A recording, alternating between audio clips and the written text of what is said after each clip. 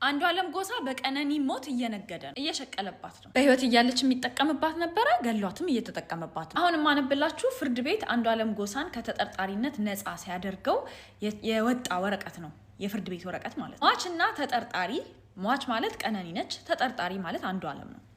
የሚጠቀሙባቸው ሞባይል ስልኮች ሲመረመሩ ተጠርጣሪ በሚጠቀምበት ስልክ፣ አንዷለም በሚጠቀምበት ስልክ ጄሪ ነኝ ሺሻ አትጋብዘኝም ወይ በሚል 04062017 ዓ.ም የተጻፈ በሰው ህይወት አትቀልድ የራስህ ህይወት በፈለከው መንገድ መምራት ትችላለህ በሚል በ27/5/2017 ዓ.ም የተጻፈ የሶስት ሴቶች ፎቶ በመላክ አንዷን መርጠህ ውሰዳት ጥራት የሚል ቀነኒ አዱኛ በ18/06/2017 ዓ.ም የተጻፈ አንቺ አንጀቴን ነው የምትበይኝ ባልሽ ቅዳሜና እሁድ ምን እንደሚያደርግ ጠይቂ የሚል ጽሁፍ እንዲሁም ኬኬ ከሚል ቲክቶክ ወደ ሟች ቲክቶክ ወደ ቀነኒ ቲክቶክ ማለት ነው ስልክሽን ላኪልኝ ባልሽ ከሚስቴ ጋር ምን እያደረገ እንደሆነ ልንገርሽ የሚል የተጻፈ ጽሁፎችን ምስሎችን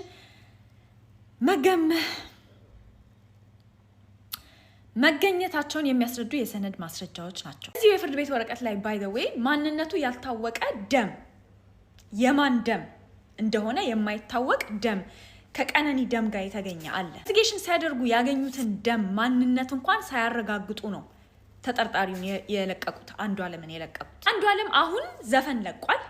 ዘፈኑን ደግሞ ለቀነኒ ነው ዴዲኬት ያደረኩት፣ ለቀነኒ መታሰቢያነት ነው እያለ ነው። ዓላማቸው ሀሳባቸውን በምድር ላይ መጨረስ እንዳልቻሉ በሰማይ ቤት እንደሚያገኛት እየዘፈነላት ነው አፍቃሪው አንዷለም። ንገሩኝ፣ የእውነት በድርጊቱ የተጸጸተ ሰው እንደዚህ አይነት ስራ ይሰራል? ባይገላት እንኳን በቁሟ ቀብሯታል። ራሱ አንደበት ነው የሰማ ነው።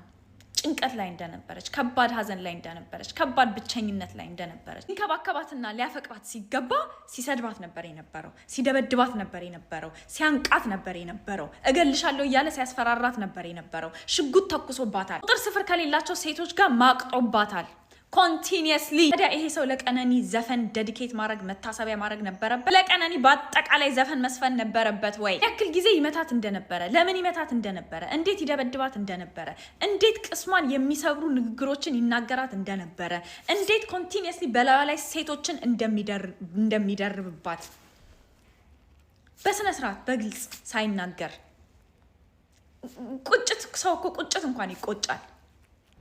ቁጭቶኛል ይቅርታ ሳይል ምንም ነገር አድሚት ሳያደርግ ያንን ፓርት እንዳለ ኢግኖር አድርጎ ዘፈን ዘፍኖ ምናምን መታሰቢያ ምናምን። አንዷለም ዘፈን ባወጣ ቁጥር፣ አልበም ባወጣ ቁጥር፣ ስራዎችህን ባስታወቅ ቁጥር ማለት ነው እኛም የቀነኒ ሞት እየተከታተልን ከግር እስር ከማንነትህ ጋር ከታዋቂነትህ ጋር ትክክለኛው ማንነትህ ታዋቂ እስኪሆን ድረስ እንሰራለን። ፍርድ ቤት ቢለቅህ እኛ አንለቅህም።